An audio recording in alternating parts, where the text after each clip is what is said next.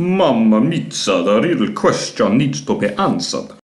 Fog Entertainment back again with another brand new video here on the channel, and we are looking at The Sopranos season 3, late season 3. I guess this could kind of cover more or less all of like the back end of season 3, and we're looking at the simple question: was Dr. Melfi, Gloria and Tony? So yeah, we had 73 votes. I understand the Soprano polls aren't exactly people's cup of tea. We're looking more like at Sons and even Walking Dead to a degree, and I guess Mayans MC. So we've got 73 votes, but the polls are in, and we have got 33% voting yes that Dr. Melfi was in fact jealous of Gloria and Tony.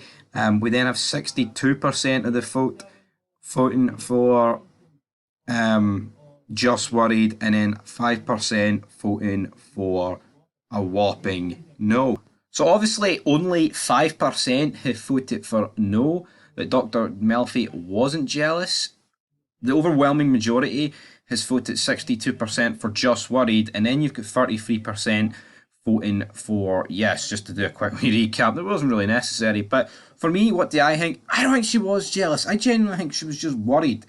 But then part of me just thinks like they want to keep this character a part of the story, and therefore they've just like shoehorned her in there. Like honestly, that's what I genuinely feel like when I watch The Sopranos, and it shouldn't be that way. Like it shouldn't be shoehorned in there like any character in any TV show. But I think after season 1, like we talk about in the reviews, I think Dr. Melfi has served her purpose. There is no reason for her to last, so long in this show for me. So for me, I think it's all over.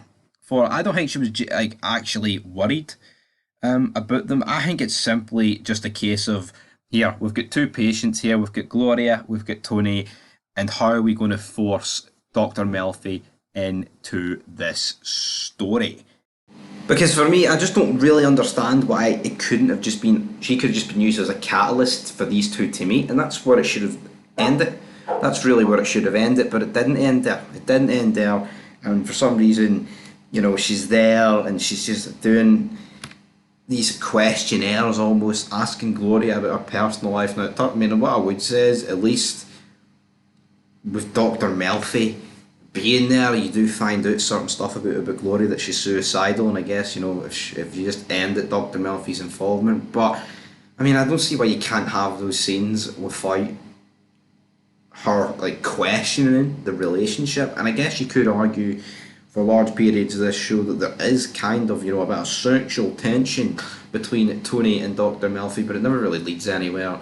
It never really does anything, even after, serious instances in their life. I mean, you look at Dr. Melfi earlier this season, obviously got sexually assaulted. I think literally every viewer at home wanted her to reveal that to Tony, but she never did, and we'll never really know. It's one of the Sopranos' lifelong mysteries, isn't it, guys? It just never ever decided to come out, and for some reason that's what David Chase wanted, because we're led to believe by all Soprano fanboys that Sopranos doesn't give you what you want, it gives you what you need.